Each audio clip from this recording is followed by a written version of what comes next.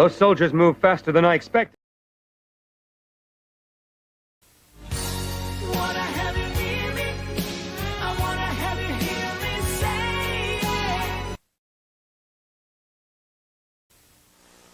I heard Discovery Zone's got this excellent new Men in Black laser adventure.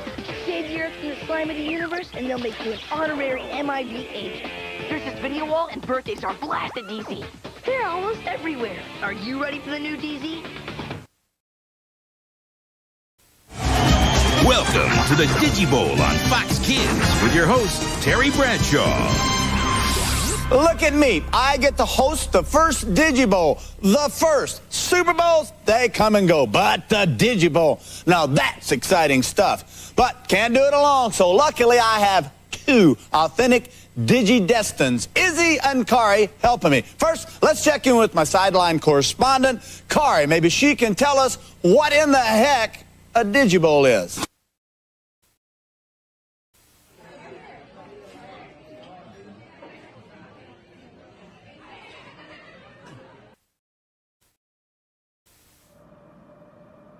I am hooked. Binge watching The Mandalorian. Oh my God. Easy with that. Unbelievable. It's on Disney. Check it out for yourself. I actually think it's better than the Star Wars movies. Just great.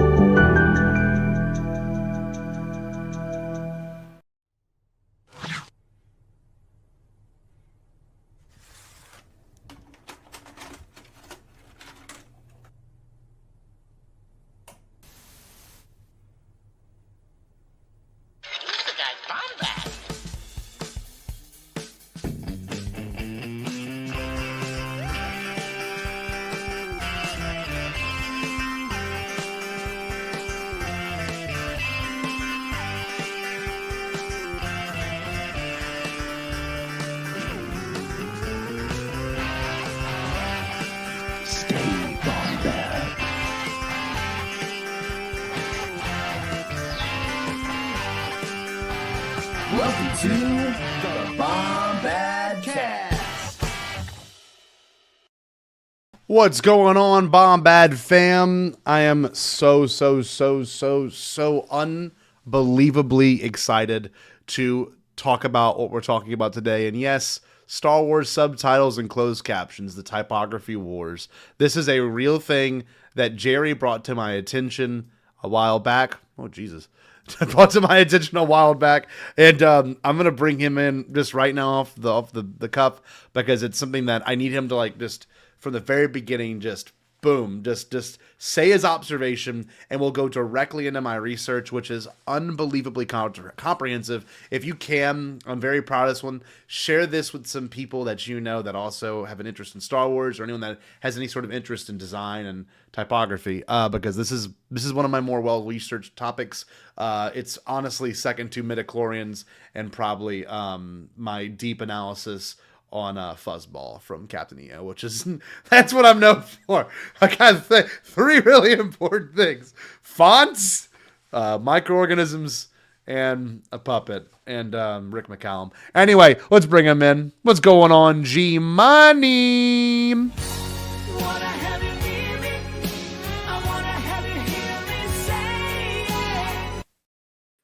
How are we doing? Hey, what's up, buddy? What's up? Yeah, it's good to be here. I'm gonna say, sorry, I just had a little mini freak out. I had a bug.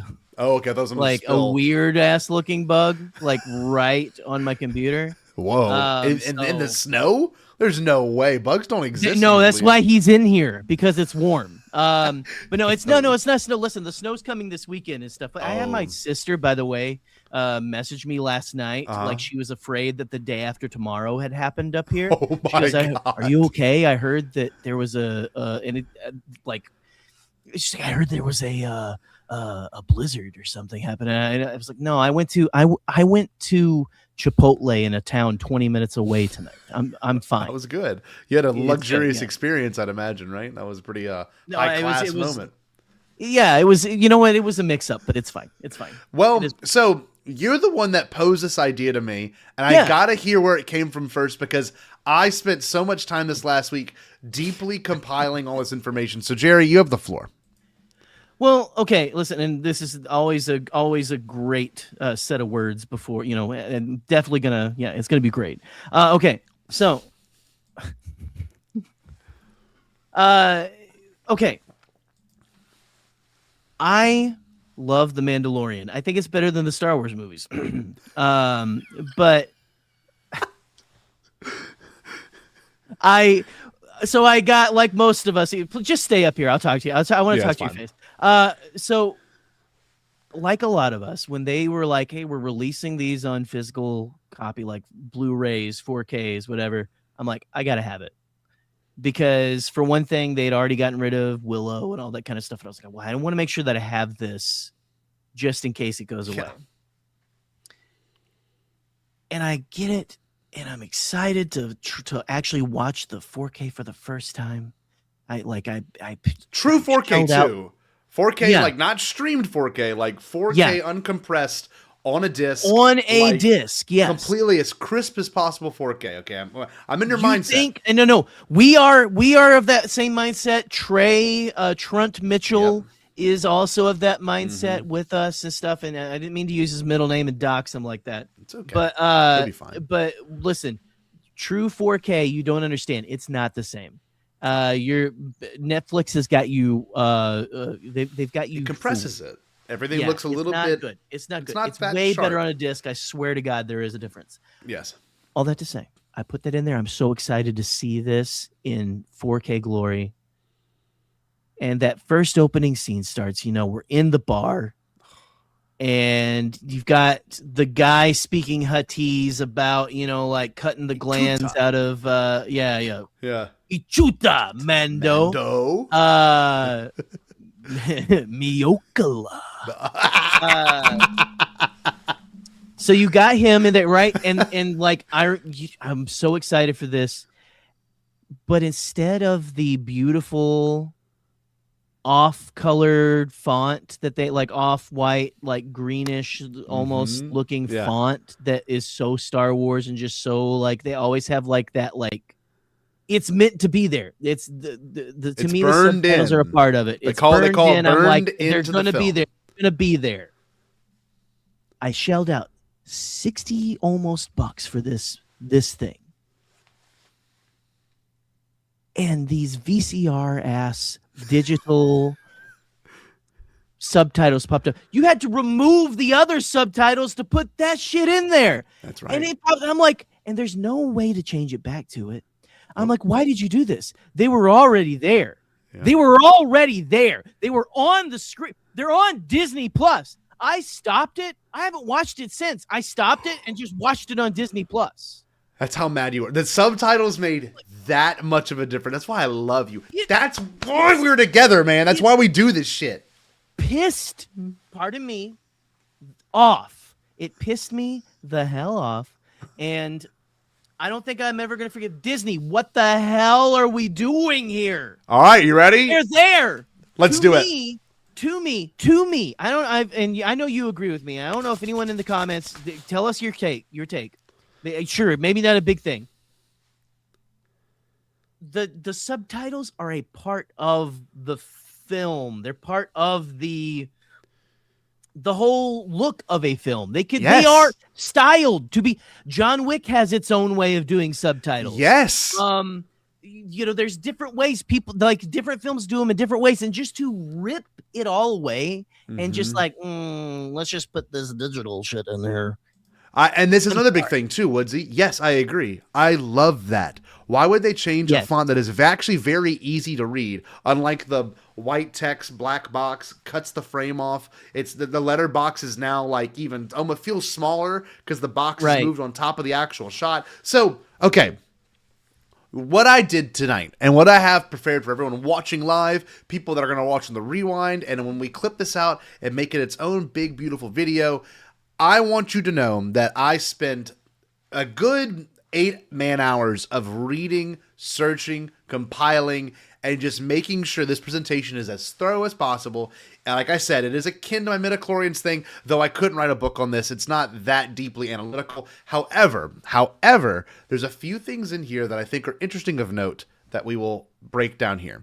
Okay, I have my presentation pulled up. For those that are watching on, I guess you could say portrait mode like this, if you want to switch to the other YouTube channel, you can, because I think it makes things easier for you visually. And we see who's on here on portrait mode. We got Anthony on there. Brian's watching in a portrait. So there's 2 streams right now for those that don't know. If you want to go and watch it vertical, you're more than welcome to. So yeah, if you're walking to your car in the middle of New York City, sure, you want to do the vert. Yeah. Yes. But if you're right at home, come over to the horizontal. Let's go. Come on the horizontal. Put on the TV. You know, this is really going to be very informative. So what I did was I compiled all the information I could find on subtitles and captions for Star Wars across different releases. And we'll look at every kind and what's changed and what's actually kind of stay the same. And you know, most people put their sources up at the end.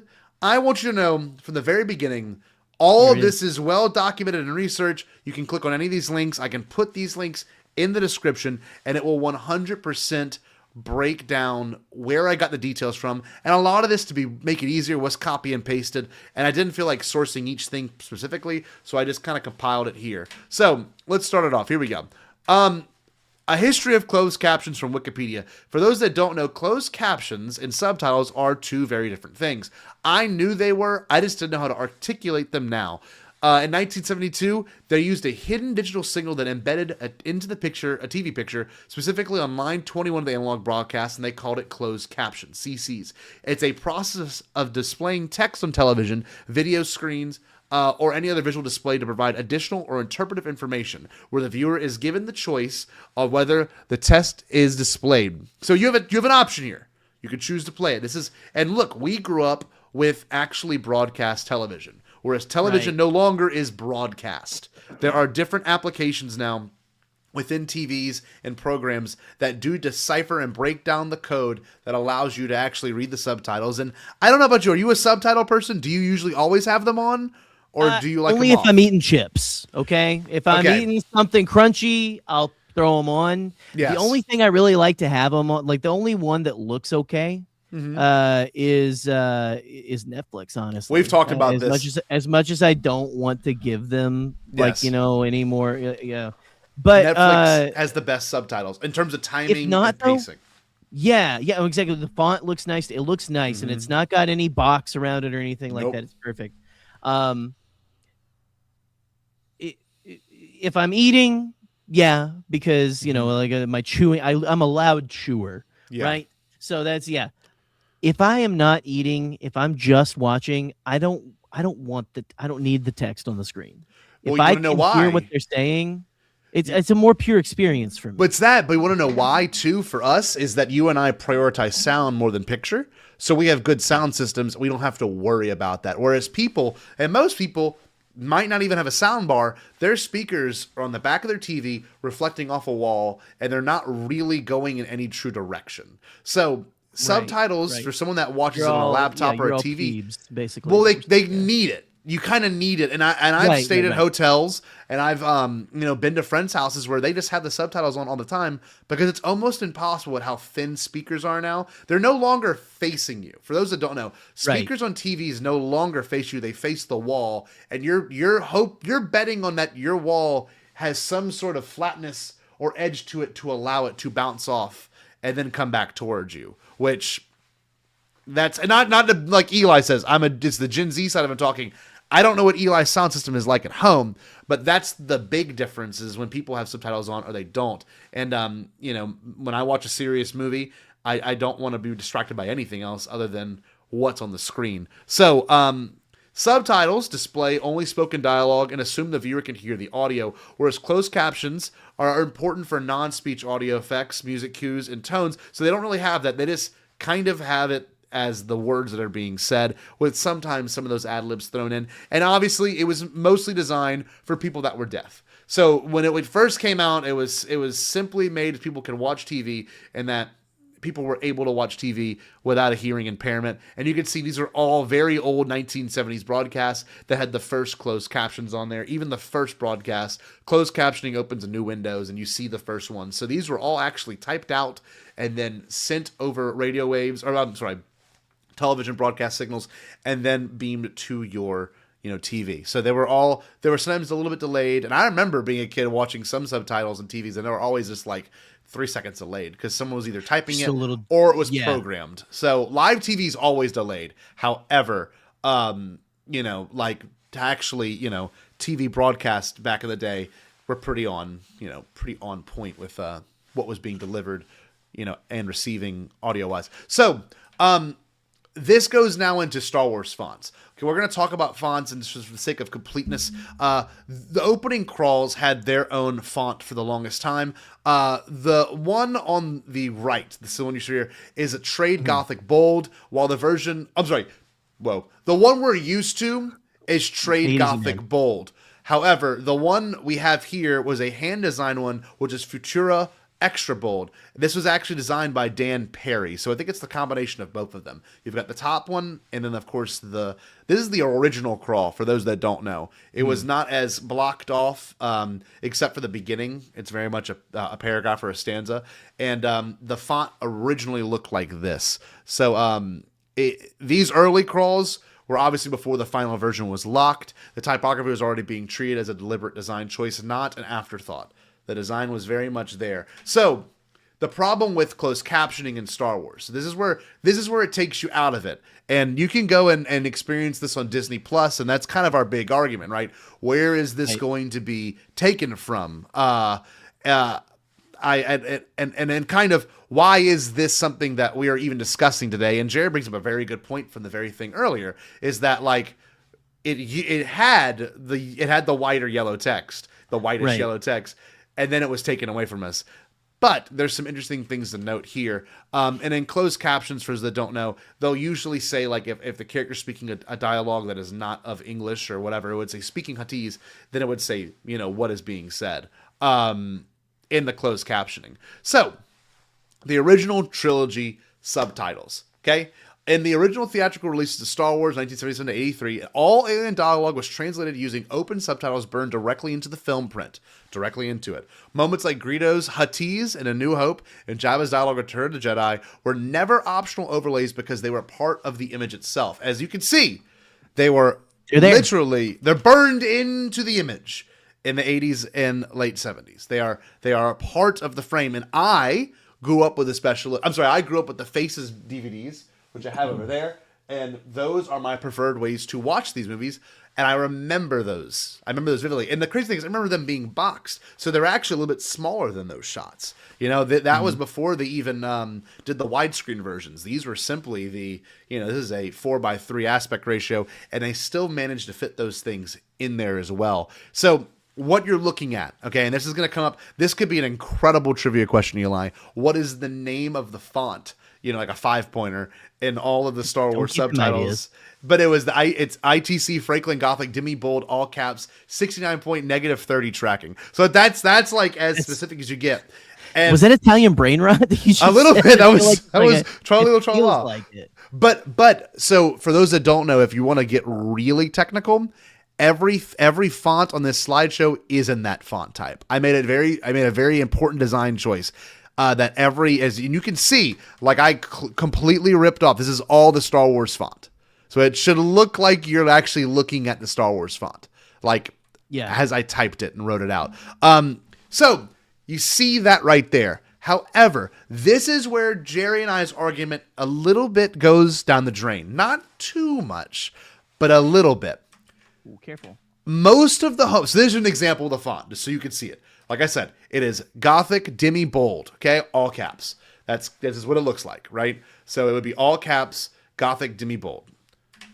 So you can see it right there. There's a good example of it, right? It's very pretty, very easy to read, very spaced out. The typography is very straightforward.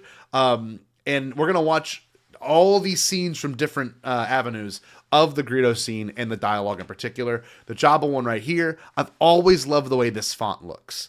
It's very nice to the eye. It's a little yellow. It's a little white. You know, it doesn't have a glow around it, but it's definitely it has bolded. that character.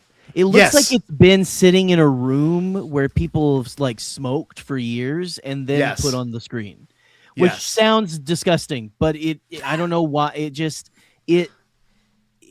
looks really, like you said, it's warm and inviting. It has a look. It is this look specific to Star Wars. If I can't zoom in on it right here. Obviously, it just wouldn't work out. But the cool thing about it is, you look at it, everything about it, it's very thick. You know what I mean? It's there's no thin anywhere in there. It makes it easier. Right. And it's also got a very thin black outline on it. And I agree. That does give it it gives it more energy. It's not completely white. Yeah. It's white and black, and it's very thin. It's like the black is so thin that you almost wouldn't know it unless you were analyzing it. And, you know, this is the opposite. This is, you know, white on a black on white. But you can see it here with the Chewbacca one if you really take a closer look. And I'll make us full screen. I'll make this thing full screen just so you can see it. There's a little bit of that. So, So I prefer this. This is what I want. And there's some pretty cool fun facts that can also be used for your Star Wars trivia knowledge later. But this is where it gets interesting. These appeared in a yellowish bold sans serif font with a subtle black outline and drop a shadow for contrast. And it looks quickly became defining a hallmark of Star Wars translations. That was the whole point of it, right? The Greedo one right here is the one that we're most used to, the one that we all grew up watching for the most part. But it felt like very much a part of the film. And you can see where that started to change with home releases. So if you look right there, they had to change it for home releases because of the shape of TVs. So that's a good example of one. They had to kind of break it up. So this is where it gets interesting.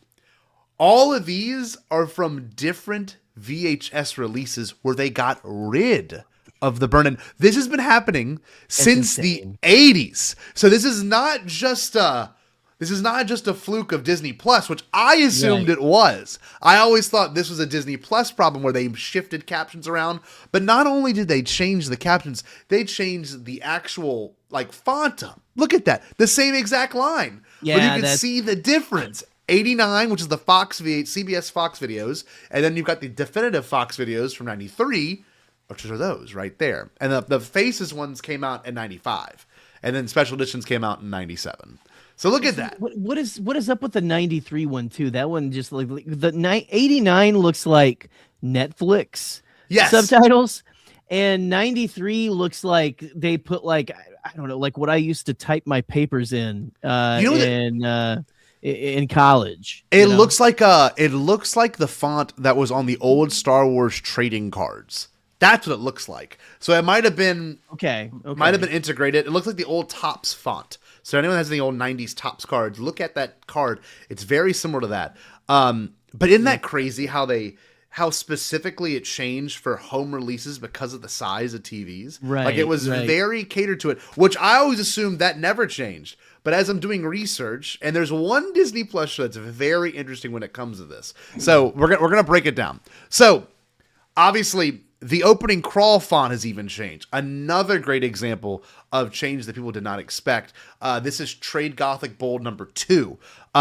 For the 1981 re-release, Lucasfilm revised the crawl entirely, resetting it in News Gothic Bold with the episode title rendered in News Gothic Extra Condensed alien subtitles. However, it remains set in Trade Gothic Bold with a shadow preserving continuity of how translations appeared on screen. Even a long time ago in a galaxy far, far away has changed just the littlest bit. Not enough for you to notice. And from movie to movie, too, which we'll look at some examples of that. So here is the original one at the very top from 77, untouched, no new name, and the font is just a little bit different. So whenever people get all on their high horse, I want to see the originally preserved version of A New Hope, I don't know if we'll ever get the originally preserved one. Never have that. That was it changed that year, didn't it? Yes. Changed the year.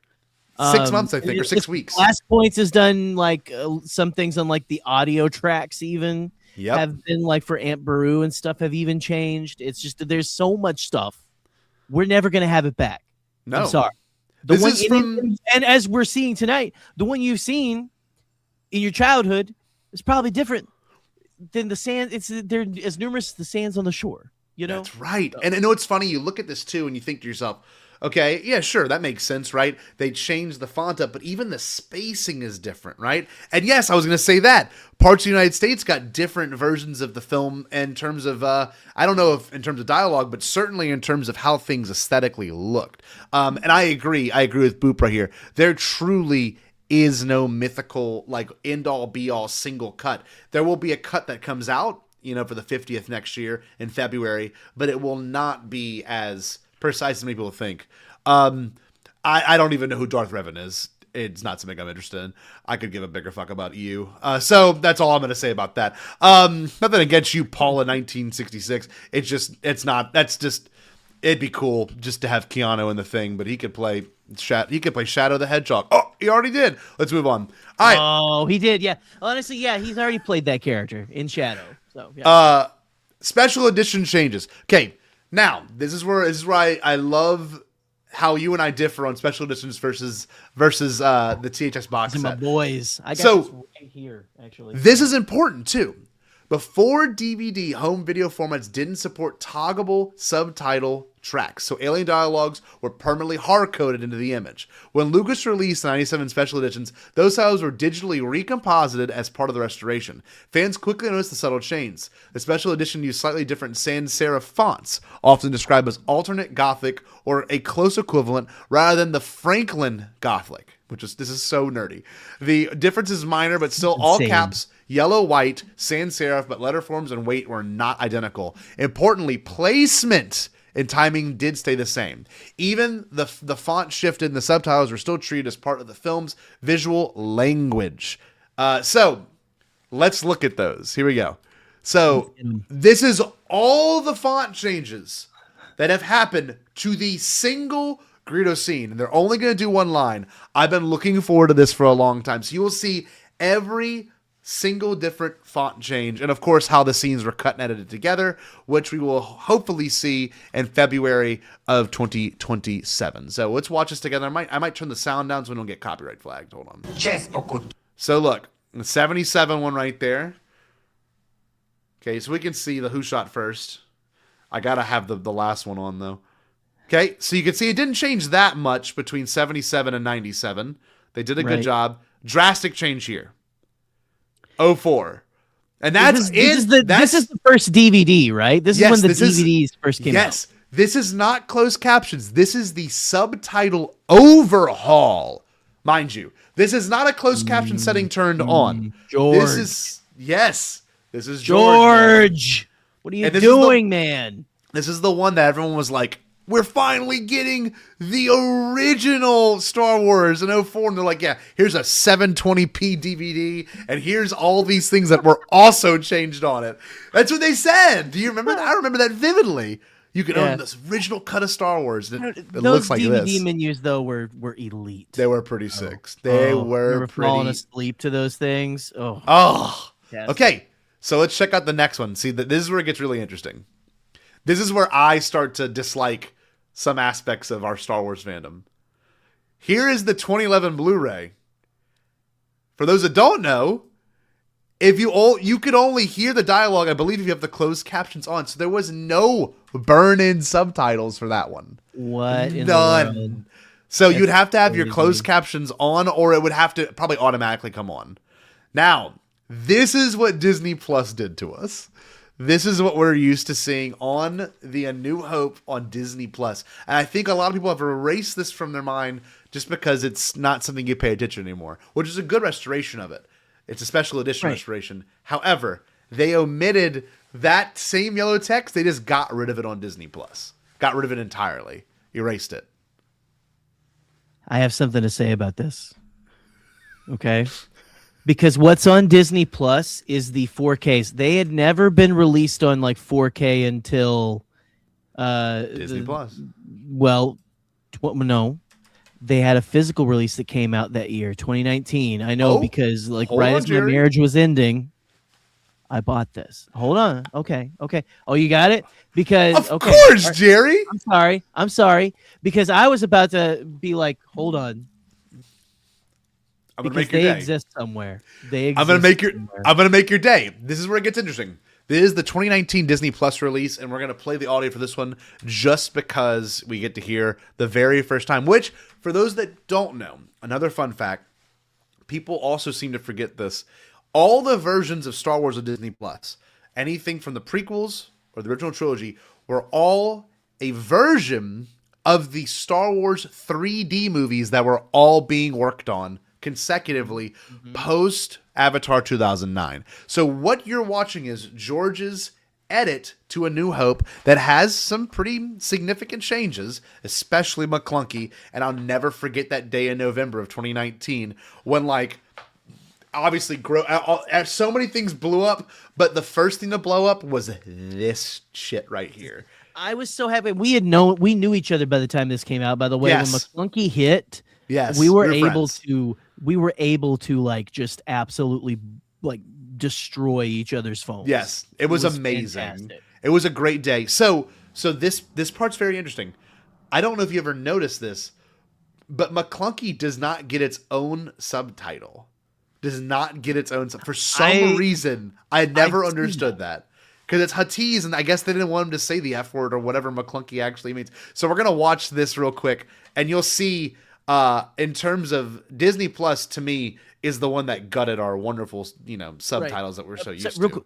Can I be nerdy? Isn't Yes. McClunky this will be the end of you? Because Sebulba says it to Anakin in Phantom Menace. I think Macalunky. Macalunky. Yeah, he says I it don't Macalunky, know.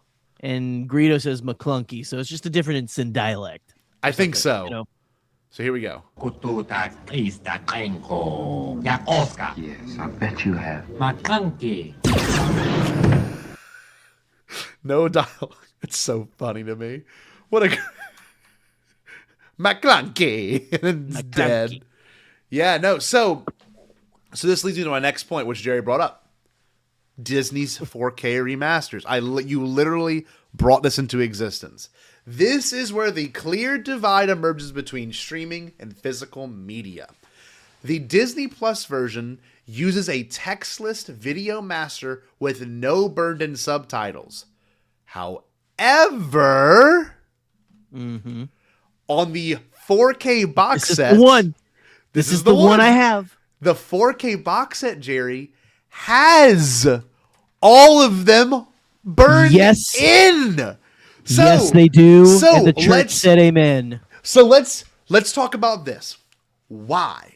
Why do you think that's the case? And I had a deep realization, and I was texting you and our friends about it. Why would they not have it on Disney Plus, but have it on this physical media? And we'll get to that at the very end. We'll get to the very end. However, the clear takeaway, I put this at the very bottom. The clear takeaway is that physical media preserves authorial intent, while streaming produces platform-wide caption uniformity.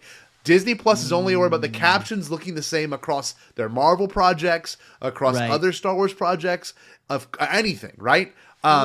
Enjoy your corporate slop. Yes. So it's the bold sans serif text with no background. It is all the way it. That is it, right? And so this is the only box set in existence where you, in theory, could get the most definitive cut of the movie you like. Now, I didn't test this. I want to get on our Bombadcast shared Movies Anywhere account to see if it's on the streaming versions of these movies. I don't know. Or the digital versions, right? Yes, Yeah. I don't know. Yeah, I haven't looked yet. I might go do that after this. I was one thing I didn't add to this data.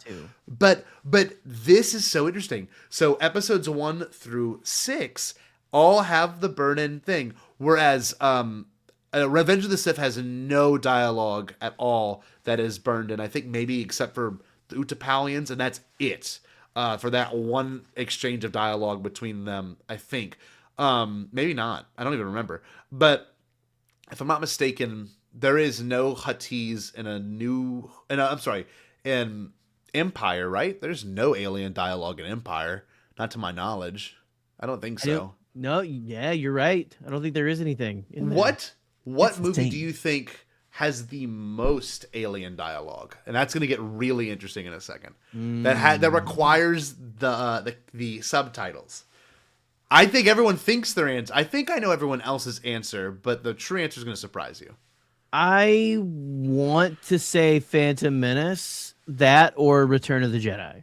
Return of the Jedi is second. Phantom Menace is first. You were right. I feel like most people would go. So. Well, most people go Jabba. Oh, all the Jabba it's stuff. It's a long sequence, right? Yes, must be more there. But no, the Phantom Menace has it sprinkled all the way throughout. Attack of the Clones has only Poggle the Lesser's dialogue, if I'm not mistaken, and maybe one of Watto's lines, but that's about it. Right. Okay, so the prequels. Now this is where it gets super dense too. The prequel subtitles versus captions. The Phantom Menace is, and for those that don't know, we're gonna have a whole episode on this one day.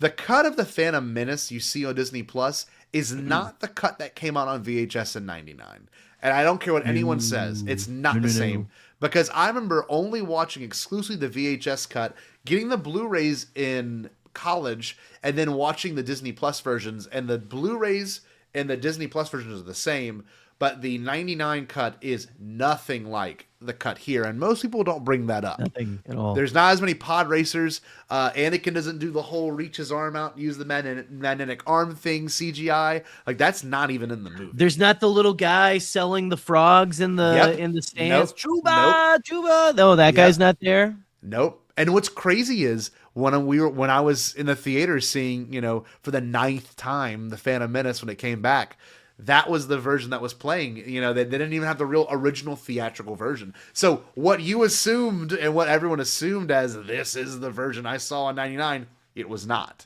There was slight edits made, and it just goes to show about cultural zeitgeist. But the best example here of preserving, and it's so to the Phantom Menace with no changes or alterations. It has the exact original typography of the original trilogy, like shot, sizing, you know what I mean? Like everything, position, all that is as accurate to the original trilogy as possible. So the Phantom Menace stands as the clearest example of the prequels preserving the classic in-universe Star Wars subtitle design and maintaining the visual continuity of the OT, whereas Attack of the Clones starts to shift it. So there's a couple of small examples, and this is where it's going to kick into overdrive. The 70mm print and early digital theatrical releases of the Phantom Menace had the subtitles actually appear below the image, right? Below the image. Same with the Japanese LaserDisc version of the Phantom Menace. All the Huttese subtitles are actually below the letterbox. So it's pretty cool. There are some different cuts out there of a movie that have different positions for subtitles. So this is next level nerdiness right here. Oh, yeah. Now, let's look at this. So DVDs. Love DVDs. We all grew up with them. We'll look at these two right here. This is the prequel trilogy box set of DVDs, all widescreen. Then you've got the complete saga on Blu-ray. So the DVDs themselves, the prequel DVDs, use a player-generated forced subtitle tracks for alien dialogue instead of burned in. So any of those DVDs you watched growing up did not have the burned in dialogue. The only ones that had the burned in dialogue were, as you see right here, the VHS copy of the Phantom Menace. So the VHS copy of the Phantom Menace is arguably the most accurate version of that movie that showed up in 1999. It's so weird to say that. There is no other version out there that is completely accurate to the original cut of the movie except for the VHS version. And even then, the sizing isn't perfect because it's still on a square TV. But yeah, so the Blu-rays as well, they used forced subtitles. So they ended up having the subtitles show back up, but it's a different cut of the film. Does that make sense? Yeah. Oh, absolutely. Okay, okay guys, as long as everyone's following along. Okay, this is where the twist happens. The sequel trilogy, movies that we love, they, of course, use the custom burned in dialogue that was just on the screen. So think of the scene where Han's talking to the Guavian Death Gang and what was the other group called, Jerry? Guavian Death Gang and Team oh, Toe? man. Not Team Toe. No, that's a pod racer. Balatique. Balatique. Good to see you. That had the classic Star Wars burned in subtitles. Okay, Conjure Club. Had that. I Conjure never Club. made a deal with Conjure Club. The Force Awakens, Rogue One, and Solo, the only 3 that had alien dialogue, have all of that burned in subtitles in the theaters. Okay, so keep that in mind. This is so interesting. I did not know this at all until I did more research. Physical releases largely preserve the theatrical subtitle look through 4 subtitle tracks that match the original font, placement, and timing. Blu-rays and UHD discs display Alien Dog in familiar, bold sans serif Star Wars style, either burned in the image or rendered as a high-quality overlay. So there's a difference between burned in images and overlays. However, one notable exception was Solo on the 4K UHD, where some Alien subtitles defaulted to system font due to an authoring error. So that means that cut of Solo is its own cut of the movie because it's not burned into the dialogue. They had to do it in post-production or through the actual whatever player you're using, PS5, Xbox, Blu-ray player. So this is so nerdy. This really is so nerdy to me. This is where Jerry and I have our gripes. This is where our voices are definitely heard. Yes. Disney Plus obviously replaced all of the subtitles with these gross captions. Okay, alien dialogue until the Mandalorian appears standard streaming caption formats rather than the traditional Star Wars font. Okay. The translations do remain accurate, but it's the loss of that custom in-universe typography has led many viewers to feel that cinematic and immersive quality of Star Wars subtitles is diminished on streaming platforms, which I believe it is. So you said that the Disney Plus versions have the yellow text, right? Yes. Or do they not? Okay, I'm gonna look. They do. I don't remember. I was writing this based off what I was researching. Hold on. Right. So if you go and you watch that episode Mando 1, that first episode, and I mean it's in all of them. Even in any of them that have that, it is that same kind of off-white yellowish text. Okay. I'm just going to pull it up so I can see it as an example. So another thing too is to get screenshots of this, y'all, it was very difficult because Disney Plus does not allow screenshots. I had to put it through a different screen and yeah. So, okay, I'm going to show it right here. I'm just going to show it. I don't want anything to happen, but your Jerry is 100% right. There it is right there. This is more yellow than it is white. Look at them. So they are, you can see there's more of a color to them. Yes. In Mando. Yes. It's like it's Star Wars, but it's its own thing.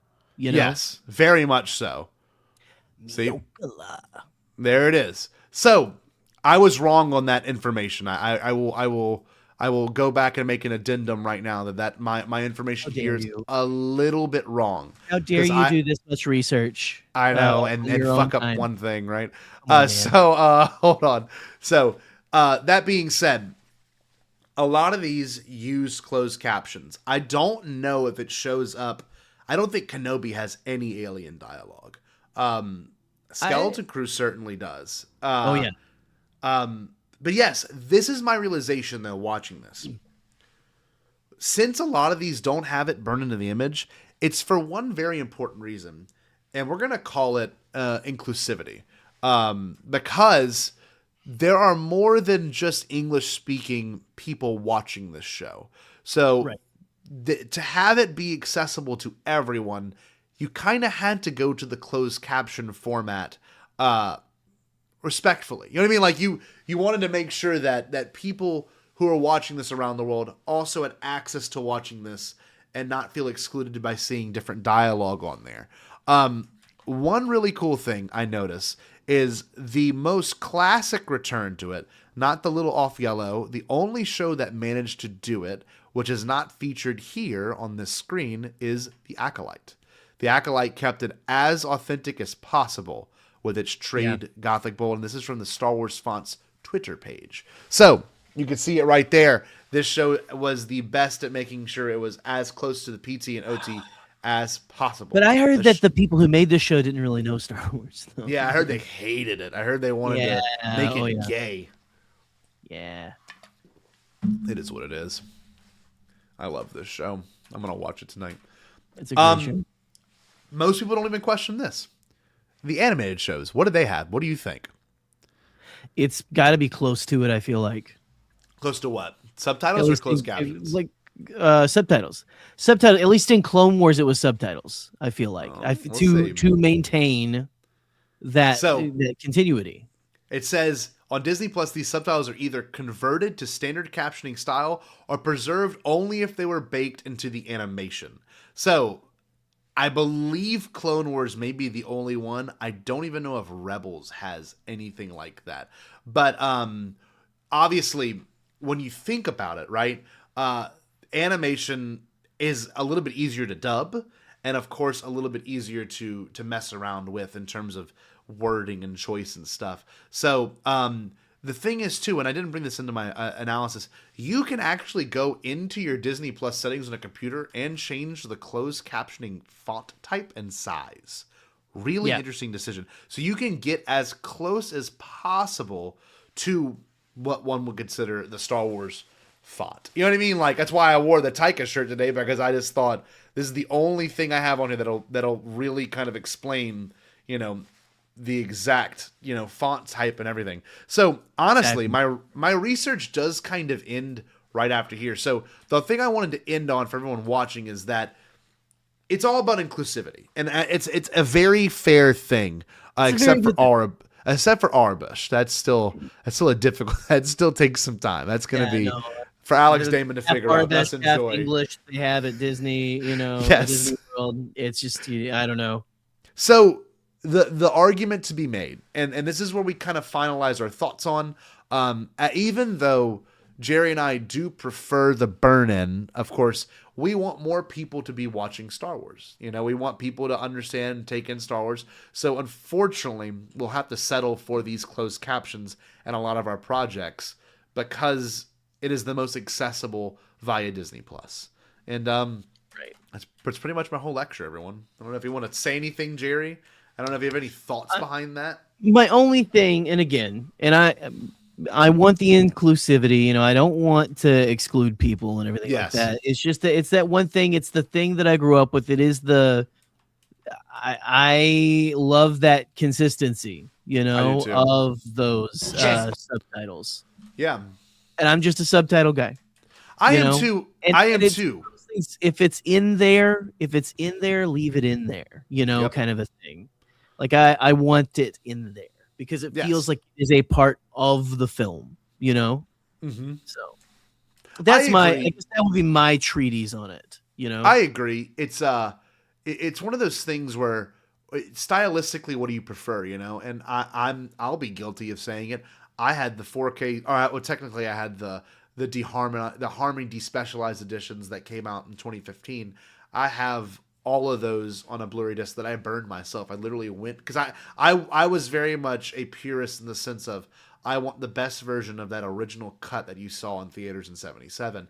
And obviously, the more you dig, the more you kind of break this stuff apart, you realize that there's no true version of that. But there is a version that you grew up with, and a version that you liked, and a version that you hold the most fond. And it's that THX box that I have. I think it's over there. It's the THS box set. It's like that's the one that I feel in my gut when I think of Star Wars, and I was so used to those fonts that when Jerry brought this to my attention 2 weeks ago, it was like, oh god, that's a no-brainer. Like, this is such a beautiful Bombadcast topic of like, what's more important, right? What you valued growing up or what you're getting now, and what it means to get this now. I don't know. Yeah. I'm very fond of, the fact that the Blu-rays, the 4K Blu-ray box set that you have actually still contains the burn-in. I think it's really awesome. I think it's really fucking cool. However, we live in a time now where it gets all muffled that it doesn't matter which version you watch, you're still watching the same movie. If this makes that much of a difference, so you're going to nitpick this, then you're obviously the problem. Like, really, you know what I mean? And I have my 4K box set that came out that you put up there that has them burned in. Yep. So I can watch that. I can go right now and watch on Disney Plus The Mandalorian with those glorious subtitles. Yep. Right. So there's ways to do it. And it persists. It persists despite, right? How much did you buy it for? How much did you buy it for? I'm just curious. It was, I believe at the time, close to 200. That's at crazy. the time. So you, unbeknownst to yourself, and you might not even know this, you actually made an investment. So they sell now for around $350. Yeah, I don't doubt it. It was close to that. It may not have been right up to it, but I remember it being enough of a price. It was enough money to cause an argument with my ex. Yes, and that's fair. I mean, but I'm glad I have them. Of course, they were. I would have had to like buy them off eBay from some scalper. You know, they are their own versions of a movie, which I know sounds silly. If we're going to be the fandom that nitpicks everything like everyone thinks we are, then if we're gonna do that, then what is a true Star Wars fan then? You know what I mean? Is it the one that watches it on Disney Plus? Is it the one that has the 4K box set with the burned-in subtitles? Like, are you going to be that asshole, right? But you, obviously, as someone that I love and know, like, we're not the type to judge that aspect of someone. But if you were to wanted to win a fight, you would say, no, I'm sorry. The ones you watch on Disney Plus aren't the definitive versions of these things because of the subtitles. That's how niche. I'm gonna gatekeep that shit. Right. Yes, right. Exactly. That's how niche you can take it. Like I love when fandoms get so caught up in their own bullshit. And you know what? We can even talk about Kathleen Kennedy right now if you just want to. But like what? For a sec, yeah. For a second. But when it comes to like what you prefer watching and what is the art, you know, it none of it really matters. It's how it makes you feel, what you take away from it, and what you put yourself into it. And if you're gonna be like, I love that 77, I remember seeing it in theaters. I'm like, you didn't see that movie. I don't care what you say. You saw it once in 77, or maybe 5 times 77, but that's not the one you remember. If I could, I would love to sit down with like my uncle or someone, and be like, what was the font type? Like, since you remember it so well, what was the font type that Greedo and that Greedo has? Can you just tell me what is it? Gothic Bold Sands? What is it? Yeah. That's not what you're gonna pay attention to. Yeah, I don't know. This is a good question. I actually don't have a preferred font type. Times New Roman for some school stuff. Anything official is always Times New Roman. But Calvary is a one that it's like the most standard one on Google. So I usually use that one. I feel like Helvetica was one that I really. Helvetica's very nice. I like Helvetica. Jerry and I love Papyrus. That's our favorite. It's our Avatar font. Papyrus is the best. Oh, so did you see Brady was asking earlier? So does that mean that the Papyrus font isn't on Disney Plus for the Avatar movies? I'll have to check that out. That's crazy. No, that's crazy. That's part of it. You're right. I'll look it up right now.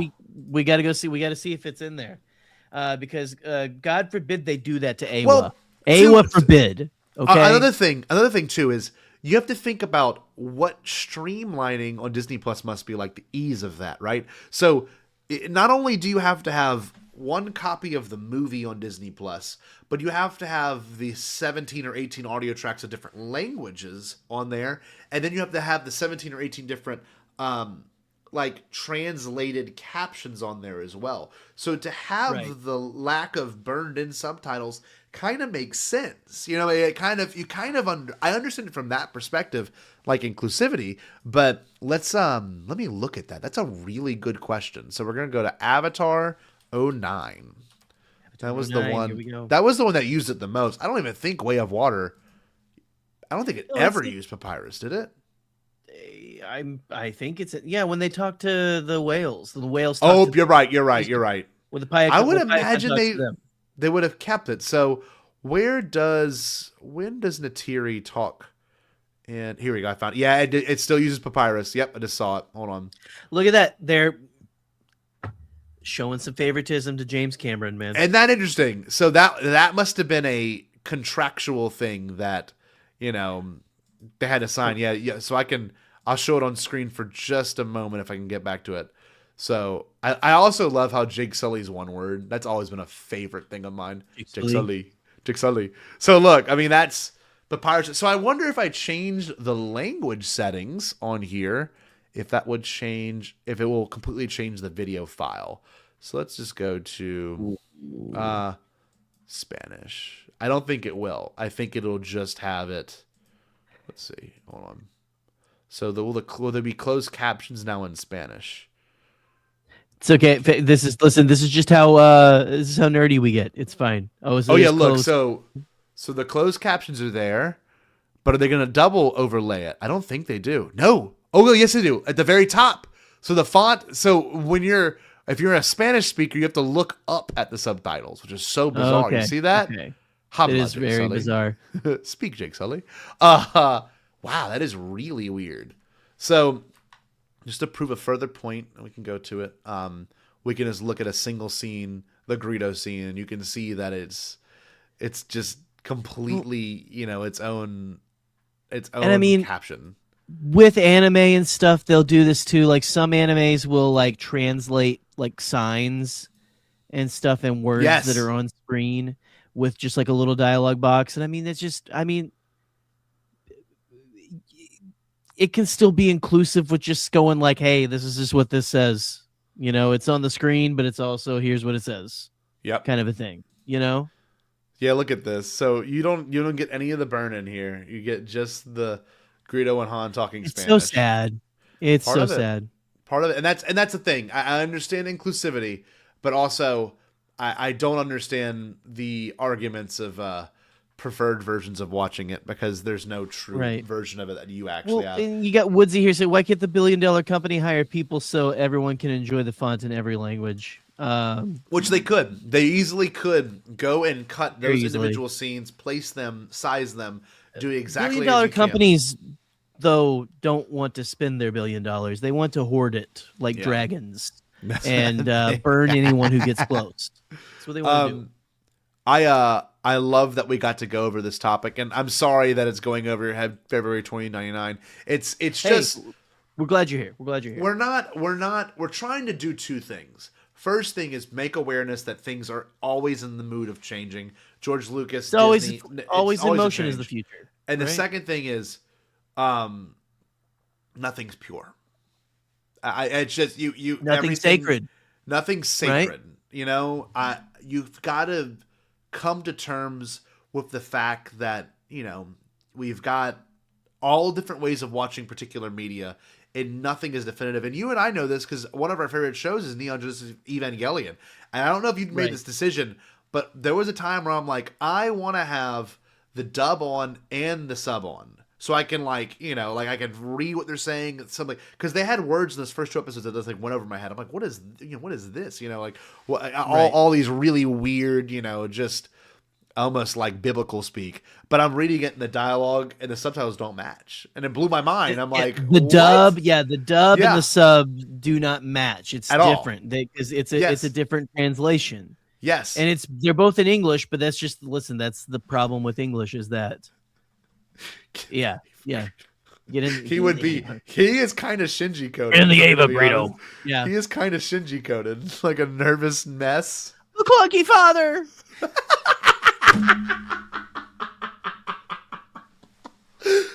Misato McClunky. Oh my god. Miss Misato. McClunky. Anyway. Congratulations. Yeah. No, it's one of those things. Well, but we want to say that too. But I also want to say, listen, I feel you if you get annoyed that the subtitles are weird. Yeah, it goes from subtitles to closed caption, and I get you, I feel you, and I'm with you, and we hear you, we hear your complaints. But yeah, this again, like you said, so beautifully. This. Do you want to have the story forever, or do you want it to be like the exact way you remember like the beginning, because you can't have the first moment of watching something ever again. I think that's what a lot of people are chasing with a lot of this, right? Is it's like your first high or whatever, your first time getting drunk. Like Right. It's like you have a romanticized version of what you thought to experience your first time having sex. All of that, like your brain goes this like, it was so romantic and it was this like beautiful day. It's like a paradigm moment in your Right. life and your whole entire thing. But it's just a new experience. It's a new experience, Yeah. and it's always going to feel the best at the beginning the first of time. that process. The first time Yeah. is always going to be the best, and then it's just your brain's used to it then, and it's there, and it just exists in the ether with you. Like, And so that's I have a that's very weird version of this where I remember, like, of course, everyone has honey their entire life. Like, you have, where honey is just in your food or whatever. I never ate a honeycomb until I was in high school. And I, like, ate a honeycomb, and it felt like a different part of my brain was unlocked in that moment. I was like, I didn't know anything Right. could taste this sweet and not be, like, sugary and be, like, it was syrupy, but not, like, that is very similar to, like, maybe watching a Star Wars for the first time in the sense of it being a very authentic, real, personalized experience. And I love Noah. I love you, Noah. I hope Thank you've you, watched on Noah. the rewind. I don't know how if you've been watching the whole time, but I got Brian. We got Brian Fry texting us, and he says Disney used to have a localization person for this very reason, but they were unfortunately let go. I'm sorry, Lucasfilm had a localization person, but Disney unfortunately let them go. I'm not going to say any names, just for the sake of respect to this person. Just know that they are pretty high up in terms of accolades. So, going to keep that between me, Brian, and Jerry here. But that being said, I look at Boop made. Are you kidding me? This is going to make you bust a gut.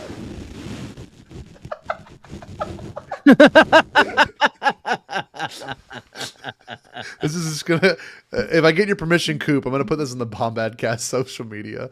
Just have it out there, Please. McClunky. Oh my god. Oh man. I love everyone here. It was a really good night. Talking about this stuff is always very, very exciting personally. Because, we as the Bombadcast pride ourselves on talking niche topics that most people don't go into.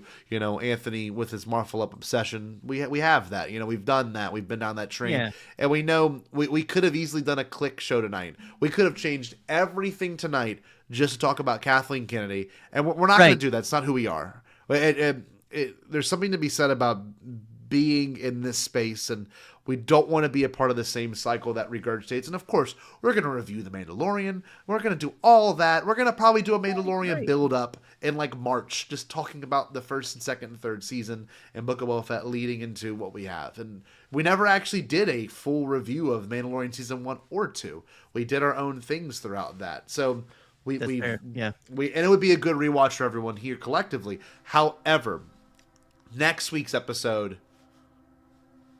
thank God for Eli. That's all I'll say. Thank God for Eli, and thank God for Amazon, because I found a copy of this game for the Wii. So we're going to be playing a game next week and talking about it. And he has pitched this to us for like the past 4 or 5 months of like, when can we do this episode? And I think next week. That much? Yeah, I think it was a little longer. When will this be the time to do it? I thought next week would be perfect, and I'm going to show it on screen. I hope everyone remembers playing it. Very happy about this one. We're going to be doing some Star Wars Angry Birds. That's right, we are. Oh my God! So they've got the Rebels across the left side and Jar Jar. You've got, of course, it looks like it's. I can't tell. That must be Anakin right there with the spiked up hair. You got little Anakin, old Anakin. You got Luke. You got Return of the Jedi Luke. You've got A New Hope Luke, and you've got Return of the Jedi black suit Luke and Yoda. I remember playing these games so much on my iPhone 3GS and my iPhone 4. Did you ever play Angry Birds? Oh, so I played Angry Birds when Angry Birds Star Wars came out. I was obsessed, right? Yeah, and then Angry Birds Star Wars 2, forget about it, right? Yeah. When we bring the prequels into this stuff, I mean, come on. Yeah. No, I was on it all the time. I was on it too much, right? Yeah.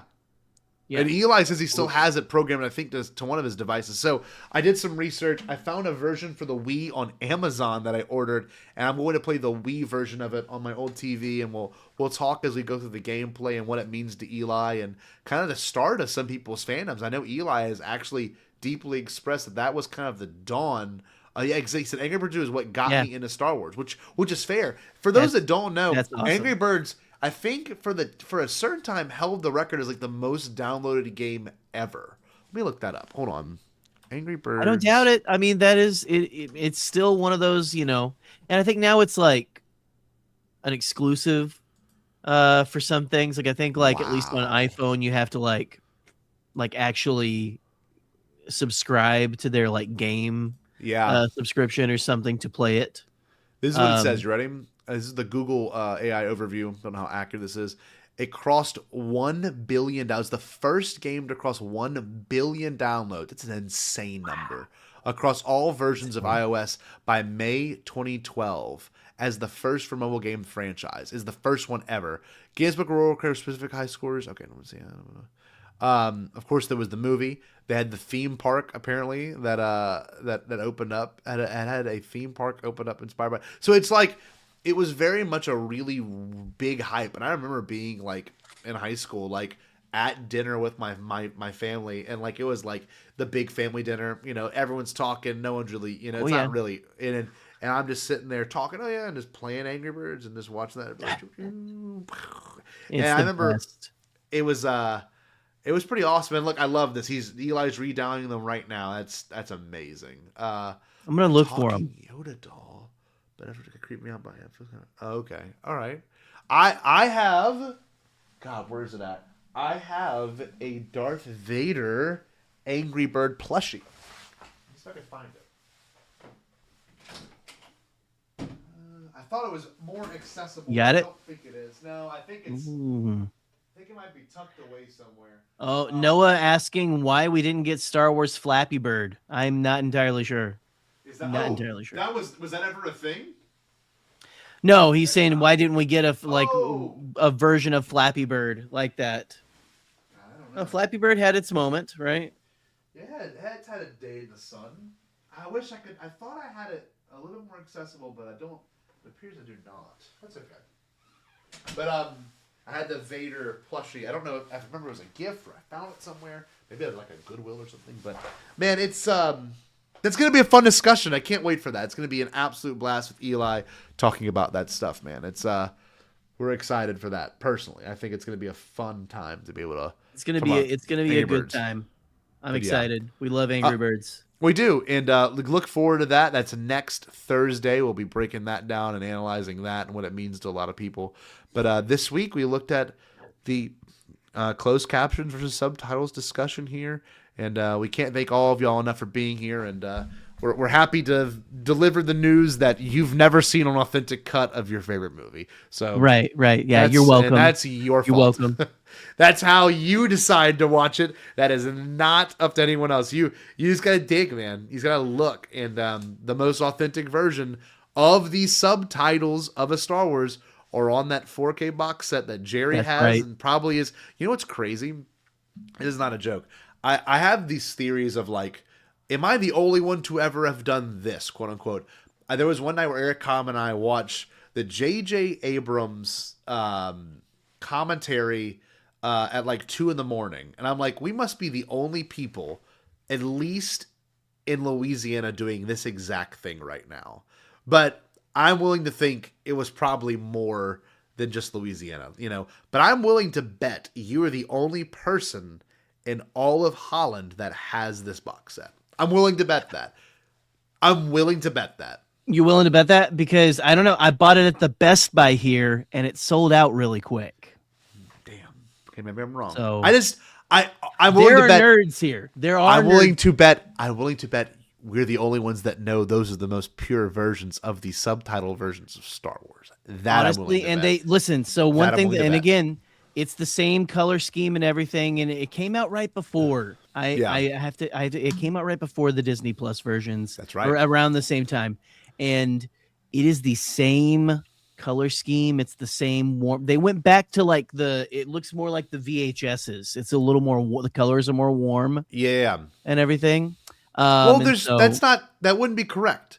Only because The Rise of Skywalker is included in that box set. So it would have had to have been March of 2020, right? Yeah. Yeah. Okay. Well, I don't know if you used at the same time, but it would have to. It was have around. Been, it was around the same. But time, it would have had to have been because Disney Plus launched in November of 19, and Tross didn't come out. Technically, Tross came out on digital first because of COVID, and it was a different cut of Tross because of the color of the blues, which I think that would be a great Bombad discussion. Oh my God. Absolutely. Which version do you prefer? Oh, you're probably right. You're probably right. But you see what I'm saying? And I know that was towards the end of everything. You know what I mean? Right. I don't know why in my head it just feels like we had that. I had that. Same time. And then they were on Disney Plus. Yeah. But I'm with you. Yeah. Okay. Good talk. I love you, man. I love you too. I'm glad we had a lot with of everybody out there too. Yeah. Thank you so much. We had Crystal Kyber popped in for a second. It's good to see you. We're about to hop off of here, but it's good to see you. Yeah, I agree. I do love all of y'all. This is a very fun discussion and analyzation of something that I did not know was as deep as it was. So a deep so well. The one thing I will say is if you watch those 1989 and 1993 VHS, you got the worst versions of it. Even though I don't like the Disney Plus like shitty boxes and captions, I know I don't like it. You still didn't get the worst versions that you may have thought you got. Yeah. Those other ones are not good. But anyway, y'all, thank you so much for joining this evening. My name is Sky Joe. That's Jerry Cable. And look forward to next week's Angry Birds discussions. And Jerry, if you don't mind, I'm going to do the honors. As always, stay Bombad! Did you say impossible? Pasquale? Only kidding, Chucky. I've changed my tune because I finally thought of a possible dream that we can all share. What is it? Pasquale? It's a dream about a world when nobody is poor or sick or hungry. Oh, now that's a dream we can make come true. I'm gonna make a change for once in my life. It's gonna feel real good, gonna make a difference, gonna make it right. As I point up the collar on my favorite winter coat, this wind is blowing my mind. I see the kids in the street with not enough to eat.